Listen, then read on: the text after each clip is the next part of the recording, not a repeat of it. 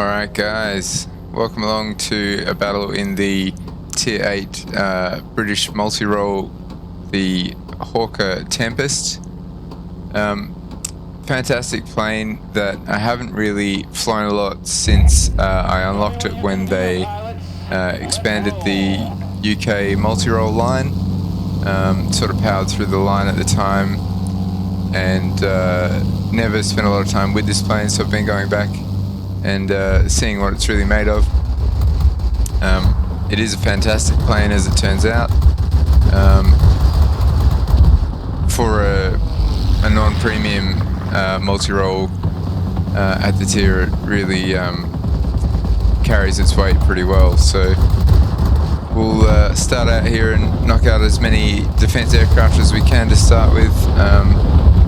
Not too worried about getting the rockets on the ground to begin with, as I know that the whole team is going to be here, so we'll save them for the middle and make our way over there now.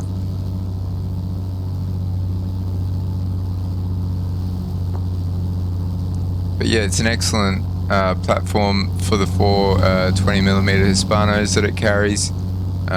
It seems to be able to fire those guns for quite a while before they'll overheat. And having the 8 air-to-ground rockets is always handy. So we spot Fernandez there in his Spitfire. I'm going to go straight at him and try and knock him out before he can get on my tail, because he'll certainly be able to out-turn me once that happens. Fortunately, finding him there already on low health, so we're able to get that job done quickly. Looks like our team has orbit secured the middle here now. All the reds have been knocked out.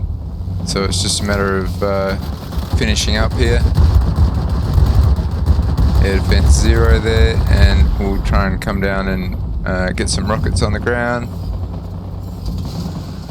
4 there and 4 more here, and finish up that site with the 20s. And there we go, that's the zone. So heading towards that other base now. I notice the player in the TU-10 there. I didn't actually notice the Spitfire as much as I should there. He's a far greater threat to me at the moment. And look, he's already hopped on my tail. So all I can do is go defensive here and try and force him to overshoot. That means mashing the brakes, the flaps, the roll, and just getting him to turn as much as I can, and hope that he'll go too fast and overshoot, which he does actually do here. You'll see he's having a real hard time sticking on my tail there. I'm going so slow, so he does have to overshoot, and that gives me an opportunity to get guns back. Still got just enough energy to bring the nose around and set him on fire, but it's going to be a bot in a BF-109Z that settles that argument. So I have to sort of wonder how that fight would have finished, but obviously the red team pushing back heavily into the middle there and securing that zone, so that'll put us back to the start.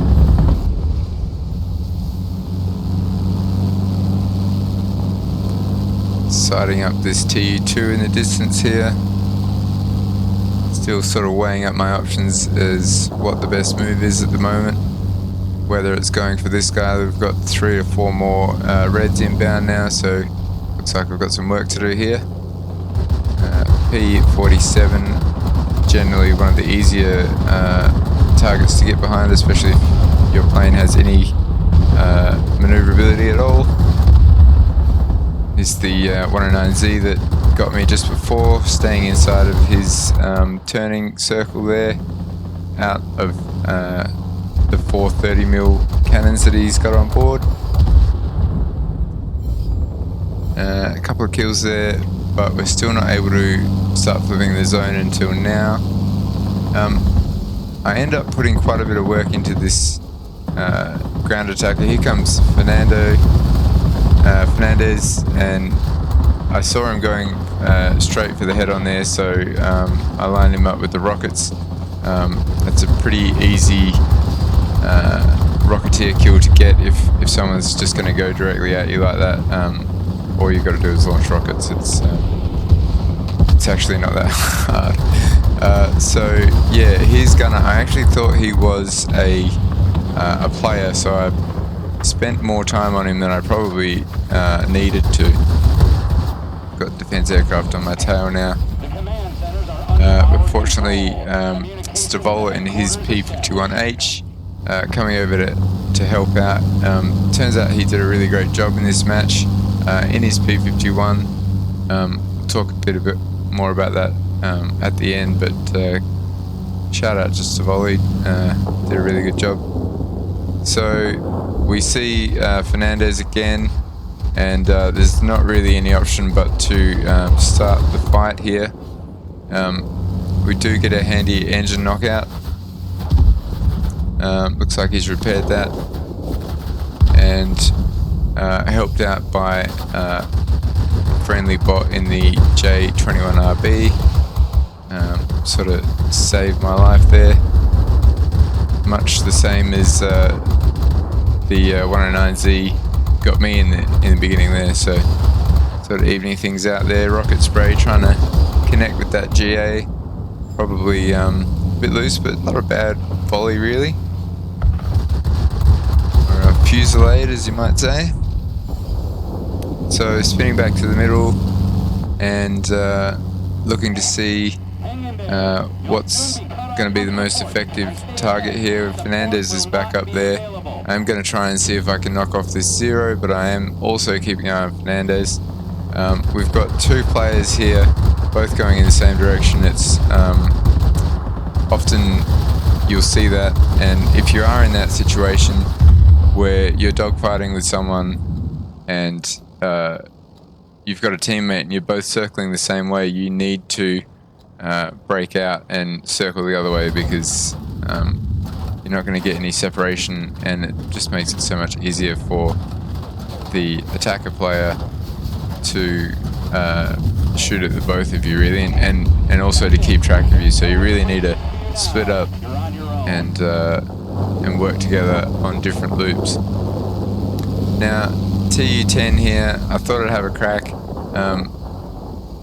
You can tell my aiming is just terrible.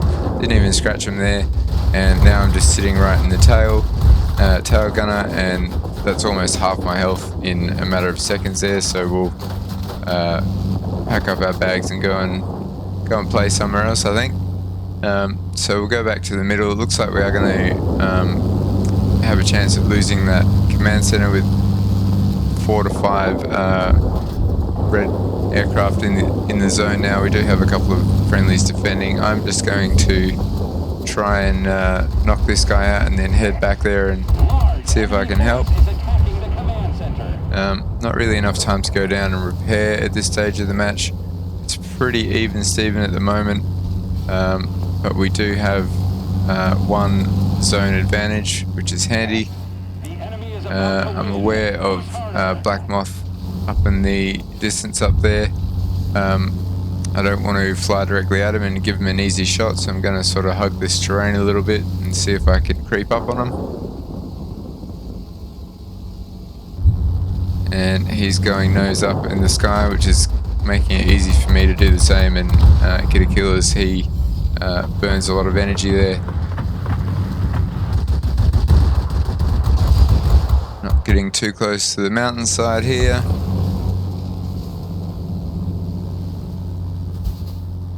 And just trying to work down through these defense aircraft. We only need one more kill, it looks like, in this zone to get it back on our side, which will really put us in good stead towards the end of the match.